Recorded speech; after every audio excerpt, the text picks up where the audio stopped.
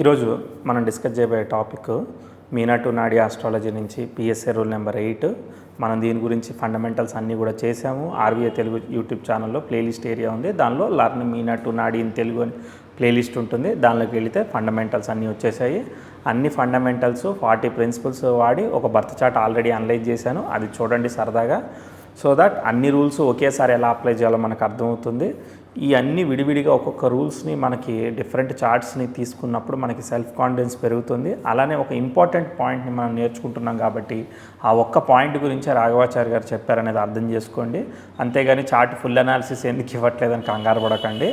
ఎందుకంటే అన్ని ఫండమెంటల్స్ వాడి ఒక ఇంటలెక్చువల్కి చెప్పినట్టు చెప్పారనమాట. ఏబీసీ నేర్పించాలని ఎల్కేజీ పిల్లోడికి చెప్పినట్టు చెప్పలేదు. దాన్ని మనం అర్థం చేసుకోవాలి. ఎనీవే, సో ఈ చార్ట్లో పిఎస్ఏ రూల్ నెంబర్ 8లో ఏ విధంగా రూల్ రాశారు, దాంతో నేను ఒక చార్ట్ పట్టుకొచ్చాను, డిఫరెంట్ చార్ట్. ఆ చార్ట్ నుంచి మనం అర్థం చేసుకునే ప్రయత్నం అనలైజ్ చేసే ప్రయత్నం చేద్దాం.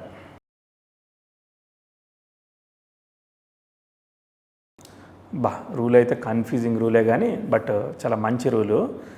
ఇప్పుడు ఏదైనా లగ్నానికి సప్తమమే తీసుకుందాం కన్ఫ్యూజన్ లేకుండా. సప్తమాధిపతి యొక్క నక్షత్రాధిపతి కళత్రకారకుడైన శుక్రుడితో కలిసి శుభభావంలో ఉన్నాడంటే ఆ భావం ఫ్రూట్ఫుల్గా ఉంటుంది. అందులోనూ యోగకారకుడి యొక్క కనెక్షన్ వచ్చిందనంటే ఇంకా సూపర్గా ఉంటుంది అని చెప్పి ఈ రూల్ చెప్తున్నారు. యోగకారకుడి గురించి చెప్పలేదు కానీ నేను అడిషనల్గా యాడ్ చేశాను ట్రాన్స్లేషన్.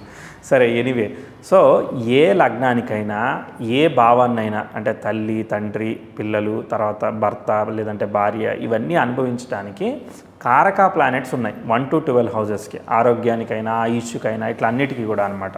సో ఆ కారకా ప్లానెట్స్ కనుక ఆ భావంలో ఉన్న ప్లానెట్ యొక్క స్టార్లడ్తో కలిసి ఉన్నట్టయితే అది బాగుంటుంది అని చెప్పి చెప్తున్నారు. ఇక్కడ చూడండి, చాలా సింపుల్ చార్టు, చాలా డీసెంట్గా ఉంది చార్టు, నాకు నచ్చింది. ఎందుకంటే లగ్నం గురు నక్షత్రంలో ఫామ్ అయింది. లగ్నంలోనే కుజుడు ఉన్నాడు. కుజుడు యొక్క స్టార్లాడు, లగ్న స్టార్లాడు రెండు కూడా గురువే అన్నమాట. గురువు దశమంలో ఉండడం వల్ల కుజుడికి ఫస్ట్ లగ్నంలో ఉన్న ప్లానెట్కి దిగ్బలం వచ్చింది కాబట్టి ఆయన అక్కడ లీడ్ పొజిషన్ తీసుకున్నాడు. అదొకటి.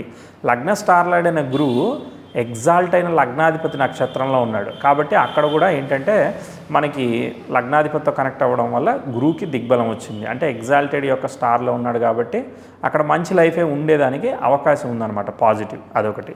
సరే, మెయిన్ రూల్ అంటే మనం లగ్నాన్ని, లగ్నాధిపతిని మనం పరిశీలించాలి. Shani is in the star of Rahu, Rahu in the star of Rahu. కాబట్టి ఏంటంటే we have to follow Mercury అనమాట. మెర్క్యూరీ ఎలా ఉన్నాడు? మెర్క్యూరీ 12లో ఉన్నాడు, విత్ 7th లార్డ్తో కలిసినాడు. బట్ అంటే అదే స్టార్లో ఉంటే ఆయనతో కలిసినాడు. భిన్న పాదంతో మెర్క్యూరీ 11వ భావానికి కూడా కనెక్ట్ అవుతాడు అనమాట. 11, 12కి రెండింటికి కనెక్ట్ అవుతుంటాడు కాబట్టి మధ్యలో అక్కడ యావరేజ్ అనమాట. ఓకే, అంటే శనిని కనుక పరిశీలిస్తే. కానీ లగ్న స్టార్లాడ్ ఇంపార్టెంట్గా, లగ్న స్టార్లాడ్ ఫెంటాస్టిక్గా 9వ భావానికి 10వ భావానికి బాగా కనెక్ట్ అయ్యాడు కాబట్టి 9వ భావ రిజల్ట్స్, పూర్వపుణ్యము, అదృష్టము, ఈ విధంగా రిజల్ట్స్ అన్నీ అనుకూలత ఇచ్చేదానికి కారణమవుతుంది. బాగుంది అంటే లగ్నం బాగుందని మనం వెరిఫై చేసుకున్నాం అనమాట. దాదాపు 80% పాజిటివ్ అనమాట. ఇప్పుడు మనం సార్ ఏం చెప్పారు? రూల్ మనకి అద్భుతమైన రూల్ చెప్పారు. ఆ రూల్ ఏంటిదనంటే సప్తమాధిపతి యొక్క నక్షత్రాధిపతి కారకుడితో కలిసి శుభభావాన్ని పొంది ఉన్నట్టయితే గుడ్ రిజల్ట్స్ వస్తుందని చెప్పారు.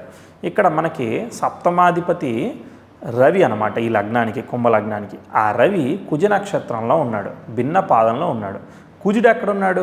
కుజుడు లగ్నం మీద కళత్రకారకుడైన శుక్రుడితో పాటు కలిసి ఉన్నాడు. సో సప్తమాధిపతి యొక్క నక్షత్రాధిపతి కుజుడు శుక్రుడితో కలవడం వల్ల మ్యారేజ్ విల్ బీ గుడ్ అనేది చాలా ఈజీగా చెప్పేస్తుంది అనమాట. లగ్నంలోనే ప్లానెట్స్ ఉన్నాయి, కుజు శుక్రులు ఇద్దరు లగ్నంలోనే ఉన్నారు.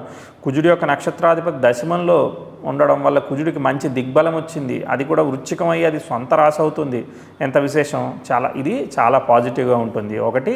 రెండోది, సప్తమాధిపతి యొక్క నక్షత్రాధిపతి కళత్రకారకుడి యొక్క శుక్రుడితోనే అవ్వడం వల్ల నేటివ్ తన చిన్న వయసులోనే వివాహం చేసేసుకోవడం జరిగిందనమాట. 16-17 సంవత్సరాలకి వివాహం చేసుకుంది.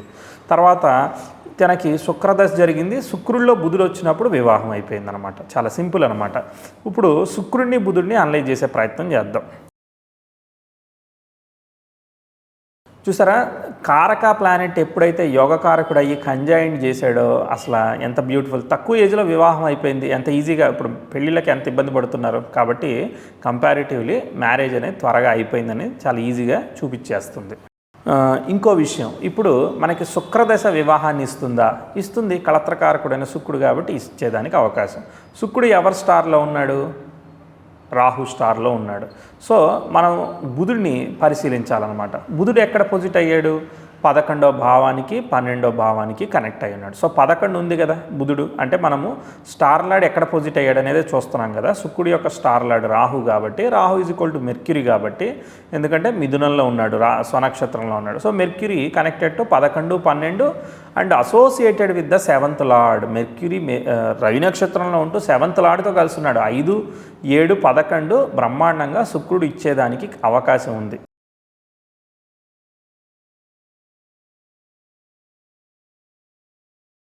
దీనివల్ల మనకి ఇచ్చేసింది వివాహం. తర్వాత మెర్క్యూరీ 8th లార్డును మళ్ళీ 6th లార్డ్తో కలిసినాడు కాబట్టి all of a sudden marriage అయ్యేదానికి కూడా అవకాశం ఉండేదానికి అవకాశం ఉంటుంది. మరి ట్విస్ట్లు ఏమన్నా ఉంటాయా మ్యారేజ్లో అంటే ఇక్కడ ట్విస్ట్లు ఏమీ లేదు. ఎందుకంటే కారకా ప్లానెట్ ఎప్పుడైతే యోగకారకుడై కంజైన్ చేసిందో అది మంచి రిజల్ట్స్ ఇస్తూ ఉంది. ఇప్పుడు బుధభుక్తిని అనలైజ్ చేయండి. ఇప్పుడు బుధుడే మళ్ళీ బుధుడే వచ్చాడు. ఇప్పుడు బుధుడిని అనలైజ్ చేసామా, శుక్రుడిని అనలైజ్ చేసినప్పుడు మళ్ళీ బుధుడు వచ్చేసాడు. వాళ్ళ మధ్య మంచి రిలేషన్షిప్ ఉంది. ఇప్పుడు Budha in the star of Sun is associated with కళత్రకారక, మళ్ళీ మార్స్ కాబట్టి అక్కడ మళ్ళీ కళత్రకారకుడు వచ్చారు. సన్ కనెక్టింగ్ కదా.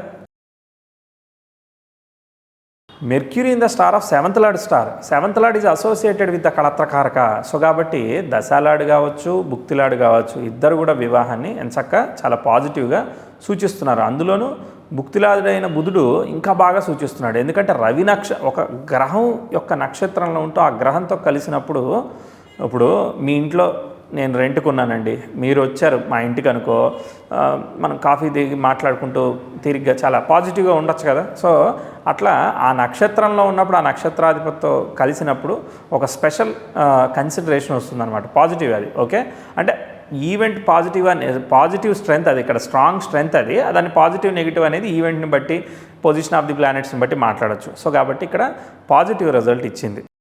మనం లగ్న నక్షత్రం అనలైజ్ చేసాము, తర్వాత లగ్నాధిపతిని అనలైజ్ చేసాము, దశానాథుడిని అనలైజ్ చేసాము, భుక్తినాథుడిని అనలైజ్ చేసాము.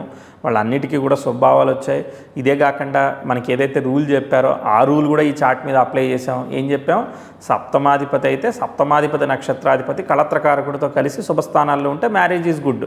అదే ఫాదర్ నుంచి సపోర్ట్ కావాలనుకో, 9లో ఉన్న గ్రహము, ఇప్పుడు ఇదే ఫాదర్ సపోర్ట్ని తీసుకోండి. 9లో ఉన్న గ్రహము Shani in the star of Rahu is equal to Mercury is associated with the Sun ఎక్కడ ఉన్నాడు? మళ్ళీ 11 లగ్నానికి 12కి కనెక్ట్ అయి ఉన్నాడు కాబట్టి 50-50 ఉంటుందన్నమాట. కానీ శుక్రుడు లగ్నానికి కనెక్ట్ అవ్వడం వల్ల relationship with the partner or హస్బెండ్తో ఇంకెక్కువగా ఉండేదానికి అవకాశం ఉంటుంది.